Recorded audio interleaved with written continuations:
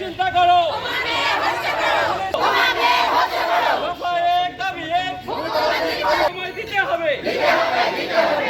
গদি ছাড়তে হবে দাবি এক দফা এক দাবি এক We want justice জনগণের একটাই দাবি জনগণের একটাই দাবি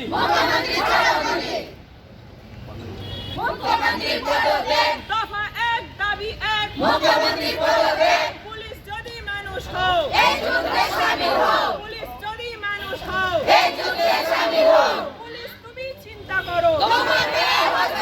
দফা এক দাবি এক We want justice.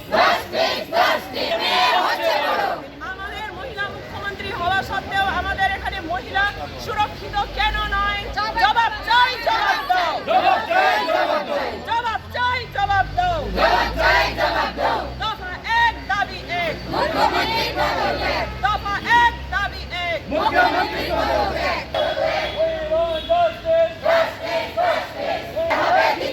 জেলের গদি ছাড়তে হবে We want justice We want justice police যদি মানুষ হও পুলিশ যদি মানুষ হও জনগণের একটাই দাবি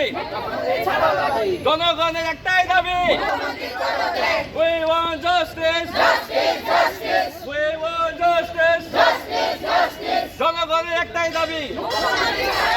জনগণের একটাই দাবি শ্রী রাজেশ ছেত্রীজি এই বিষয়ে কিছু কথা বলবে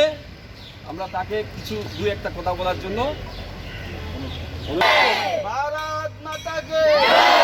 भारत माता के तपाईहरु सबैजनालाई थाहा छ कि पश्चिम बंगालमा मुख्यमन्त्री एउटा नारी छ होम मिनिस्टर एउटा नारी छ स्वास्थ्य मन्त्री एउटा यही प्रकारको गुण्डा राज चलिरहेको छ र भारतीय जनता पार्टी चुपो लगाएर बस्ने छैन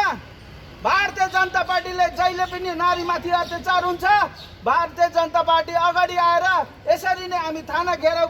गर्छौँ कि हामी बाटो रोक्छौँ कि केही न केही प्रोग्राम गरेर हामी यसको विरोध जरुर जताउँछौँ त्यसको कुनै रिपोर्टर दाजुभाइहरूले पनि त्यसको आवाज उठाएन त्यो हामीले कहाँबाट अब सुन्नु पायो भन्दाखेरि त्यो हामीले कालचिनीको उयसबाट हामीले सुन्नु पायो कि जयगाउँमा पनि यस्तो भएको थियो भनेर र जयगाउँमा यस्तो हुँदैछ कोही सुरक्षित छैन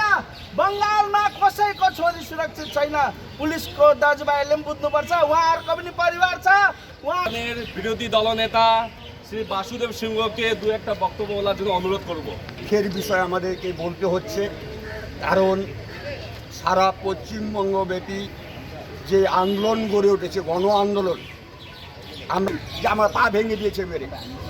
আর সব থেকে বড় কথা হচ্ছে যে আজকে যে অবস্থা চলছে সম্পূর্ণটা দায়ী হচ্ছে মুখ্যমন্ত্রী আমি মনে করি এই পশ্চিমবঙ্গ রাজ্যের মধ্যে অনেক অফিসার সৎ অফিসাররা রয়েছেন তারা কাজ করতে পারছে না তাদের হাত বাঁধা তাদেরকে কাজে ব্যবহার করা হচ্ছে সারা পশ্চিমবঙ্গে একই জিনিস দেখা যাচ্ছে পুলিশকে ব্যবহার করা হচ্ছে এইভাবে বেশি দিন চলতে পারে না আশা করি আগামী দিনে 2-4 মাসের মধ্যেই উনি মুখ্যমন্ত্রী আর থাকছেন না এটা নিশ্চিত হয়ে গেছে সাধারণ জনগণতা এটা জনগণ যেটা রায় নিয়েছে 100% শিওর নেতৃত্বে 3-4 জনের একটা টলি ভিতরে আইসি সাহেবের সঙ্গে দেখা করতে যাবে